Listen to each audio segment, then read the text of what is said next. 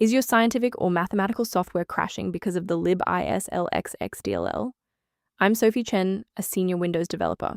Let's use these professional steps to fix the runtime error.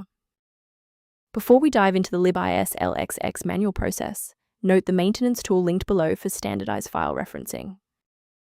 This is the Libislxx, the integer set library. It provides unmanaged mathematical routines for polyhedral loop optimization, facilitating the complex algorithmic manifest for execution data links. Now that the background is clear, let's walk through the actual installation steps. To correct this issue, reinstall your scientific or mathematical software.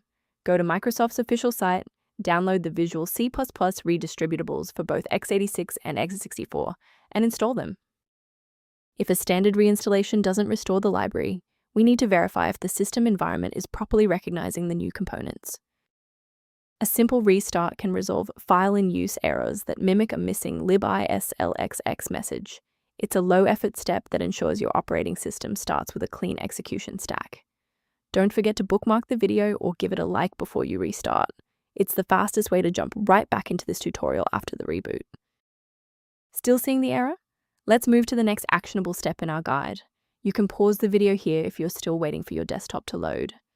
Sometimes a simple restart isn't enough for broken runtimes. Follow these steps to refresh the redistributable files. First, go to Control Panel, then select Programs and Features. Second, find every Microsoft Visual C++ redistributable 2005 through 2022.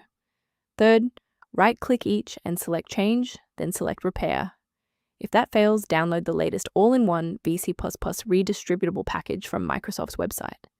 Please note that for DLL files with numbers, the number tells you which version to repair. For example, 120 equals 2013. To prevent any secondary issues, I recommend a cautious approach to downloading individual system files.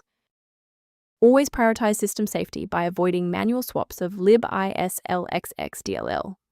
Downloading individual DLLs from third-party sites is a common way for hackers to inject spyware and ransomware directly into your operating system. For a reliable way to monitor these specific library interactions, I've included a professional resource link in the description. If missing library references are a concern, the suggested resource below provides general system maintenance information. Liking this video tells us which technical fixes, like this one for Libislxx, are most helpful to you. Subscribe now to build your own library of verified support resources.